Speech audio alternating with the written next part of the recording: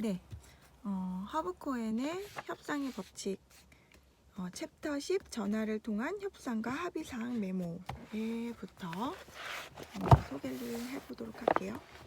338페이지를 보면 전화 협상은 오해가 일어나기 쉽고 거절하기 쉽기 때문에 원하는 것을 진지하게 얻고자 한다면 직접 만나서 협상하도록 하라고 합니다. 342페이지에는 어떤 유형의 협상에서든지 빠르게 해결하는 것은 위험하다고 합니다. 대부분의 성공은 인내와 지구력이 강한 협상가에게 돌아오기 마련이라고 합니다. 343페이지를 보면 한 번뿐이고 공정성을 확인할 수 없는 거래의 경우가 있잖아요. 거래의 진전 속도를 늦추고요. 그리고 발걸음을 질질 끌어라 라고 나와요. 시간의 흐름이 당신의 흥정 지렛대에 힘을 보태줄 수 있다고 합니다. 그리고 345페이지에는 어떤 전화에서든 전화를 거는 사람이 주도권을 쥐게 되어 뜻밖의 전화를 받는 사람은 불리합니다. 347페이지에는 전화라는 도구가 당신을 위해 움직이도록 하는 도구가 되어야 한다고 해요. 5가지 방법이 있는데요.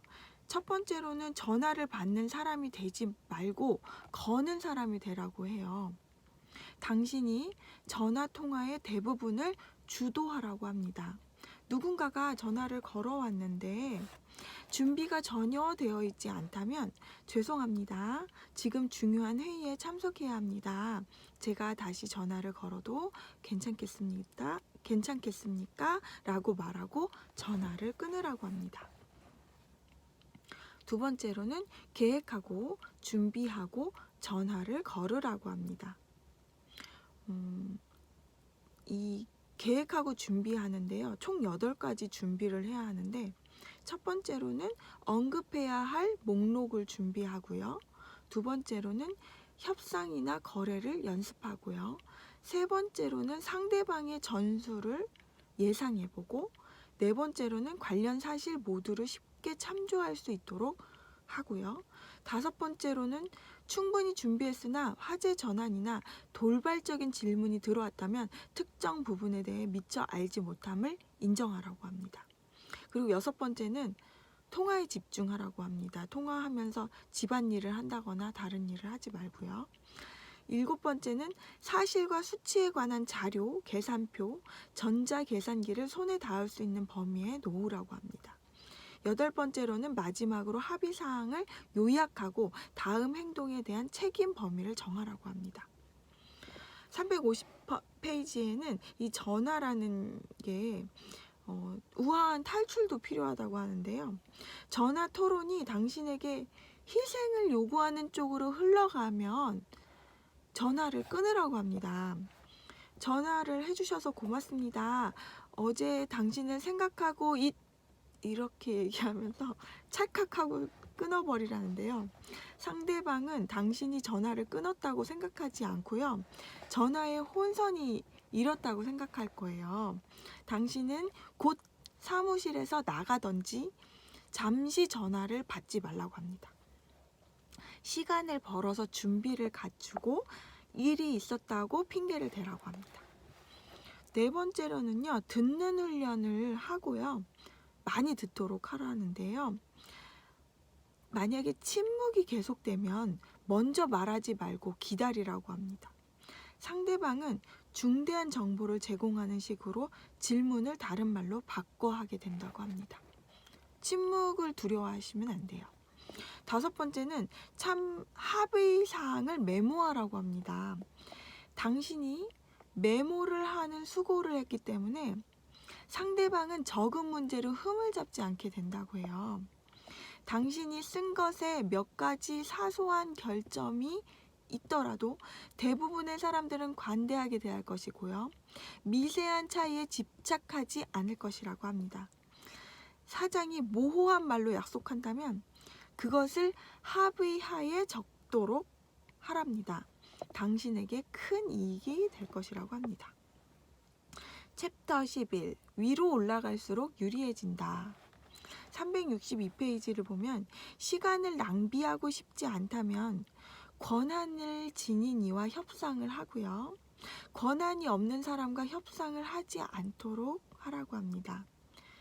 당신이 협상의 첫 상대에게서 만족을 얻지 못했으면 그 사람의 상급자에게 올라가라고 합니다.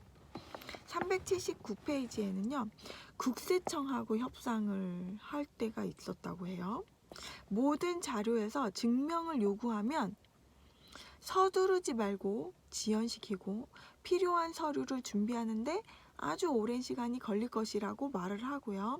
시간을 활용해서 애매한 상태와 더불어 사는 법을 배운다면 국세청은 한시라도 빨리 당신의 서류처를 덮어버리고 다른 일을 처리하길 바라기 때문에 당신은 돈을 절약할 수 있다고 합니다.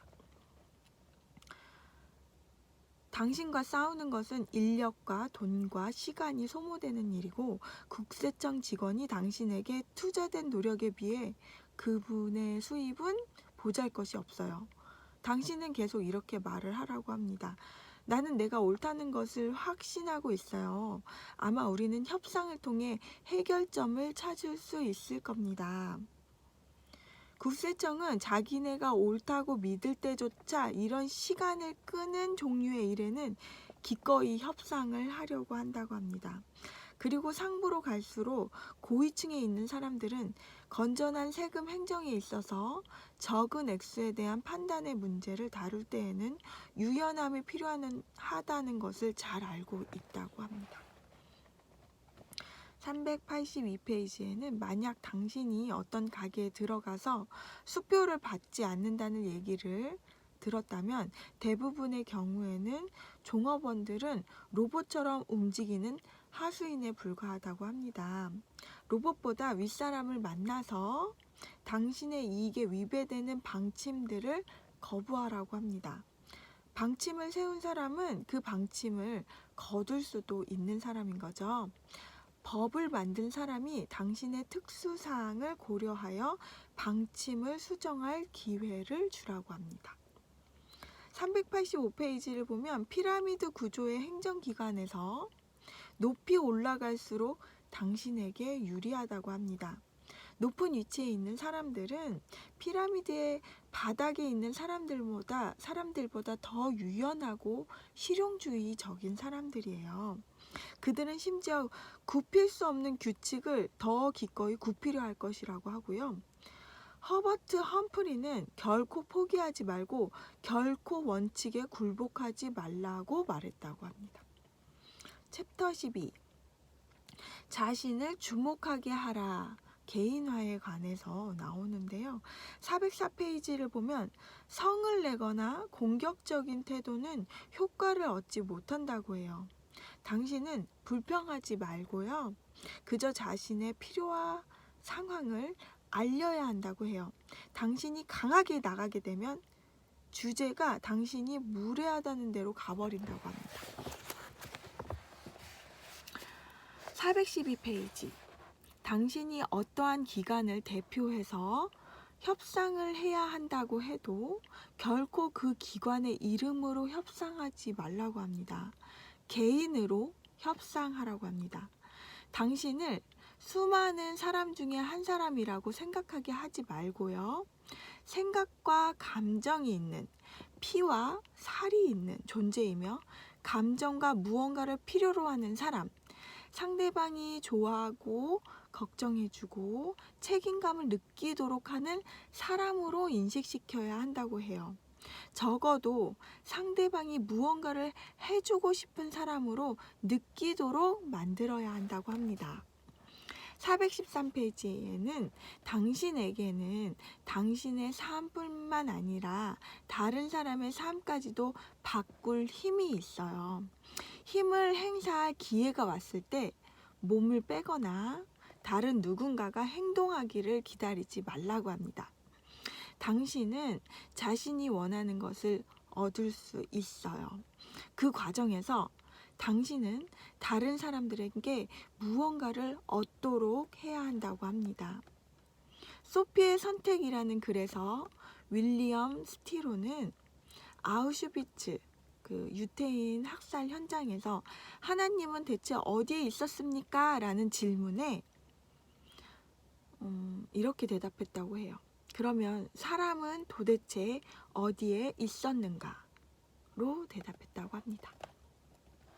자, 오늘은 허브 코엔의 협상의 법칙 1을 소개해 드렸는데요. 이 영상이 당신에게 도움이 되었으면 좋겠습니다.